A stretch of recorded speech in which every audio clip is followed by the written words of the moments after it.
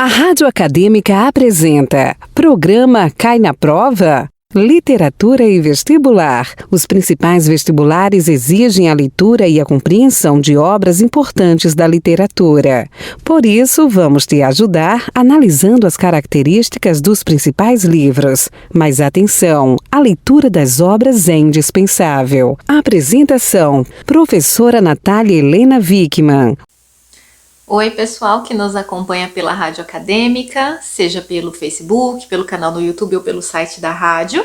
Eu sou a professora Natália e a gente vai falar de um romance hoje que está na lista obrigatória para quem vai ingressar na Unicamp em 2022, que é o romance Niquete, uma história de poligamia da escritora moçambicana Paulina Chiziane.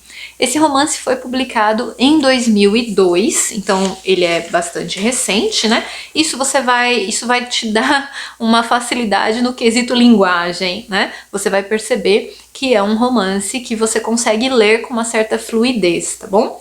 Ele é um pouquinho extenso, mas ele é extremamente dinâmico e, assim, você se envolve na história de uma forma que a leitura é até bastante rápida. Ele tem 43 capítulos, é narrado em primeira pessoa pela Rami, que vai ser a nossa personagem central, a personagem principal protagonista. E a narrativa, ela se passa contemporânea à data de publicação, tá? Então você vai ter um retrato de Moçambique, dos costumes de Moçambique, principalmente relacionados à questão familiar, à relação entre homens e mulheres, né?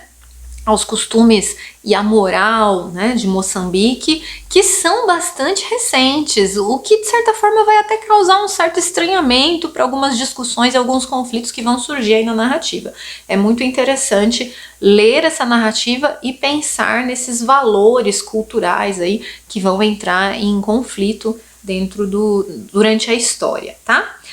Bom, a história se passa na capital de Moçambique, Maputo, e o conflito principal ali vai estar entre a protagonista, Rami, uma mulher de uns 40 anos, e o seu marido, Tony, que é comandante da polícia, tem aí os seus 50 anos. Eles têm um relacionamento, eles são casados, né?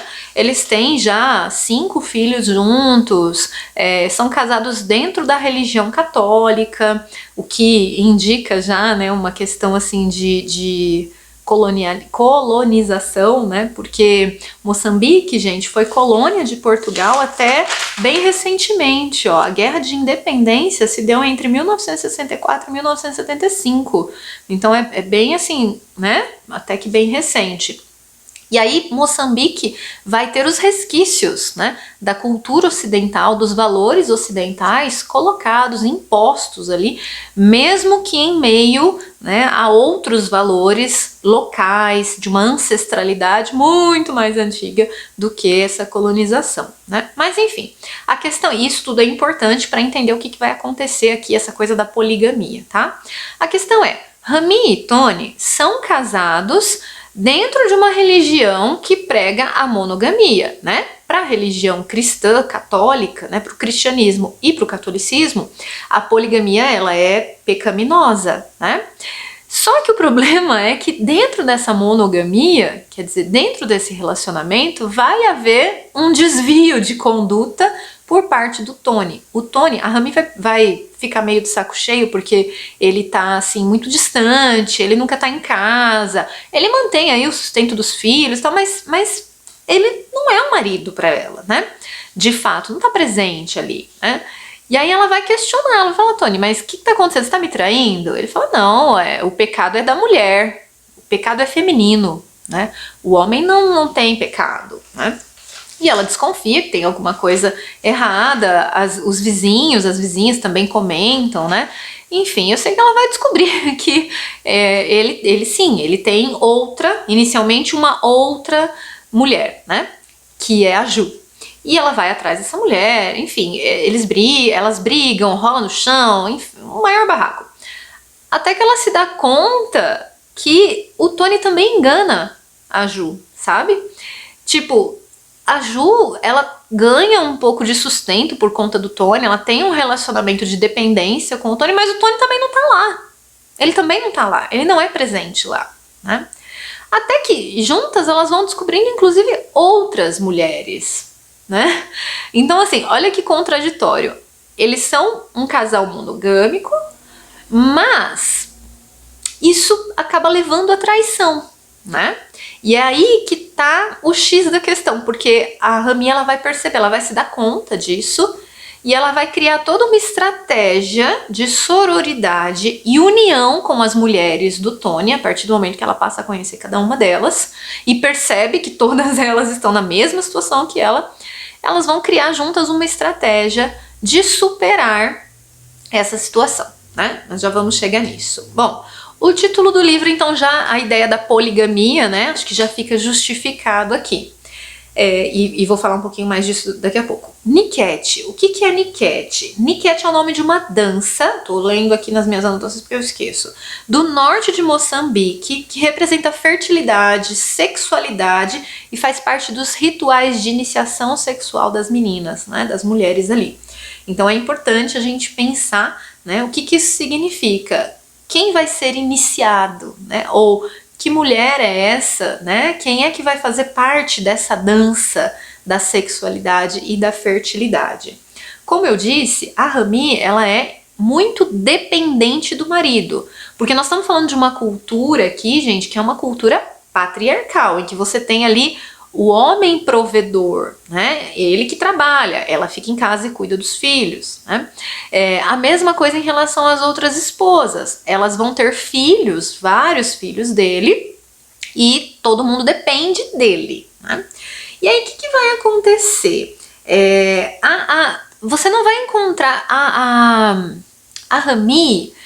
Inicialmente, assim, ela tá num conflito muito grande, né, de entender esse relacionamento dele com ela e com as outras esposas e de ver o que ela vai fazer. Mas superado um conflito inicial, ela vai partir para uma estratégia que possa beneficiar as mulheres. Então, aos poucos, ela vai tomando conta da cena, ela vai tomando conta, ela vai ganhando voz e ganhando força por meio da união com as mulheres. Olha que interessante, né? Por isso que a palavra sororidade, que é essa ideia de uma união entre mulheres, né, para o benefício delas, e superação de valores machistas e patriarcais, essa é uma palavra importante para você entender esse romance. O que elas vão fazer? No dia do aniversário do Tony, ele vai ter uma festa, né, uma comemoração. A Rami organiza para que todas as mulheres dele, né, estejam lá, inclusive perante a família dele, né? E aí ela fala para ele, olha, o Tony, teu presente tá aqui, todas nós, né?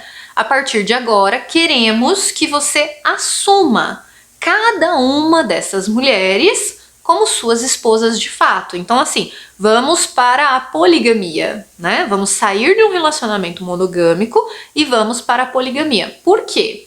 Fazendo isso, ele se vê obrigado a dar conta de todas elas. Então ele teria que sustentá-las da mesma forma, sustentar os filhos da mesma forma, estar presente na vida delas do mesmo jeito. Elas fazem até uma escala, né? Quantos dias na semana e qual vai ser a sequência, né? Que ele vai estar em cada uma das casas, tá? E aí ele não tem para onde fugir, porque elas fecham esse cerco. Olha que interessante essa união delas, né? E é legal também, gente, que cada uma das mulheres representa, de certa forma, uma parte de Moçambique, especialmente uma diferença entre sul e norte. A Rami, ela tá em Maputo, é sul de Moçambique, e há outras mulheres que estão no norte, que são do norte, como por exemplo a Sally, né? Onde a poligamia, ela não é vista como um pecado, né? Ela é vista como ok, né? O pecado é você deixar a mulher sem assistência, de alguma forma, entendeu? Então a gente também vai ver esse embate aí entre questões, né, e condutas e valores que vêm do Ocidente, de uma cristianização, por exemplo, e valores aí muito mais próximos da ancestralidade de Portugal, de Moçambique, né?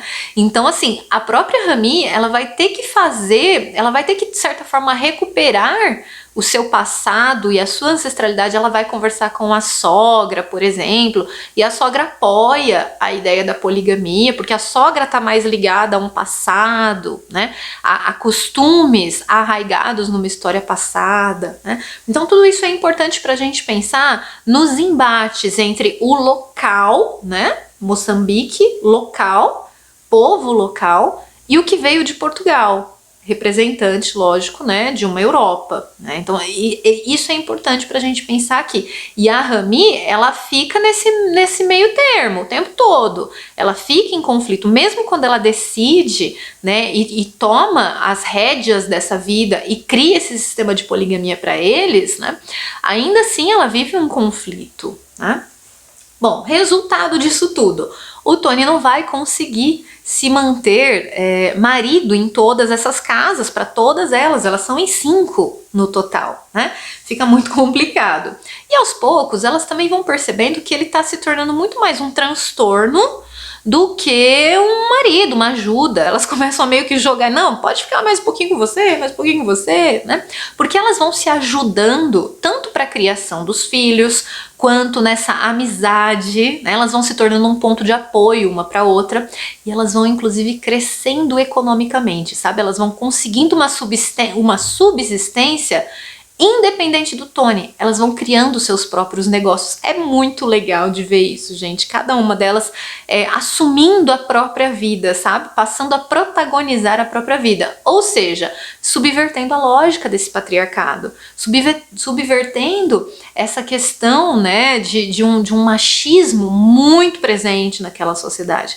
Então isso é um movimento muito legal da gente observar aí durante o romance. Resultado disso: como o Tony não vai dar conta de tudo isso, né, de estar presente nessas famílias, ele arma, inicialmente a gente não vai saber que é uma armação, viu, gente? Então isso tudo é um spoiler já. Ele arma com uma outra amiga, a Eva, e a Eva, ela já é doutora, ela é estudada, então ela não é como as outras mulheres, porque ela não depende do Tony, tá? Ela, de certa forma, ela se destaca aí. E ela ajuda o Tony a desaparecer, a sumir, né? E acontece um acidente de trânsito, morre um cara e dizem que é o Tony e levam a Rami para reconhecer o corpo. Ela desconfia, fala, ué, mas eu conheço o Tony, isso não é o Tony não. Mas ninguém escuta, todo mundo já dá como certo que é o Tony e colocam a Rami no papel de viúva. É muito interessante, gente, porque assim, a partir do momento que ela se torna a viúva e ela é a primeira esposa, então é ela que vai ser a viúva, ela passa por uma situação de humilhação absurda, sabe? A família dele entra na casa dela e tira tudo dela, raspa o cabelo dela, até as roupas. Olha, é um horror. E ela vai ser obrigada, segundo os costumes ali, né? Ela vai ser obrigada, inclusive, a se deitar com um parente dele, que a família vai escolher, né? E escolhem, né, um cara lá, acho que é um primo dele, para se deitar com ela. E ela fica horrorizada, ela tá num ponto de humilhação, assim, que ela parece que não tem nem mais força, sabe? E ela tem uma noite ótima com ele. E, de certa forma, isso vai aumentando o autoconhecimento dela, porque ela se toca de que, poxa, o sexo pode ser bom, né? A vida com o homem pode ser uma coisa boa, né? Pode ser legal, né? Então existe toda uma descoberta, inclusive sexual, né? De sexualidade da parte dela, que também é muito interessante, porque ela, como mulher, esposa, submissa, né? Ela não tinha seus desejos atendidos, ela mal sabia o que era isso. Por exemplo, era costume que ela, na hora de servir, né, o jantar, ela ficasse só com os restos da comida, porque ela era mulher. Então tudo isso você vai encontrar no livro, você vai falar, nossa, caramba, pois é. E nós estamos falando de uma história bastante que foi publicada bem recentemente e que, de certa forma, retrata costumes, né, ainda presentes. Então, é muito legal eu tô falando várias vezes que é muito legal, gente, mas é porque é mesmo. É um dos romances mais interessantes que eu li recentemente e eu acho que vocês vão gostar também de fazer essa leitura, né? Bom, e aí o que acontece? Depois, né, depois que ela passa por toda essa situação de viúva e de humilhação, o Tony volta. Porque ele não tinha morrido, ele tinha fugido, ele tinha sumido, com a ajuda dessa amiga Eva. E aí quando ele volta e ele vê como que a Rami tá, tudo que aconteceu com ela, ele meio que se arrepende dessa situação, assim, se arrepende em partes, né? E ela fala, olha o que sobrou de mim, é isso. E ele se dá conta de que ela inclusive está grávida, né, de outro homem, né? Porque ela foi obrigada, inclusive, a se deitar com outro homem. Então assim, e o romance ele acaba aí, ele acaba num diálogo entre os dois, em que você não sabe muito bem, assim, não dá pra saber, né, o que eles vão fazer, se eles vão continuar juntos ou não. O tempo todo a gente percebe que existe o afeto por parte da Rami, por mais que tudo isso esteja acontecendo, parece que ela ama o Tony, independentemente de tudo que aconteceu, embora, de certa forma, o amor próprio tenha crescido ao longo da narrativa como um todo, né? O autoconhecimento, a resolução de alguns desses conflitos internos, né? Ela entender melhor o papel dela e também o papel dele, né? Entender o que é possível ser e fazer naquela sociedade, para ela é de muito crescimento ao longo da história toda, tá? Alguns pontos aí que vocês precisam ficar atentos. Existem algumas propostas de leitura desse romance a partir do que nós chamamos de feminismo decolonial, tá? É uma forma de ler. O que é o feminismo decolonial? É a proposta de interpretar com a ideia do feminismo, né? Pensando nessa ruptura, por exemplo, de uma sistemática patriarcal, de valores desse patriarcado, e ao mesmo tempo pensar a questão da colonização, tá? Então isso também é importante, porque assim, a Rami, ela desobedece. Aos poucos ela vai desobedecendo a figura de uma mulher colonizada. Ela era uma mulher colonizada, né?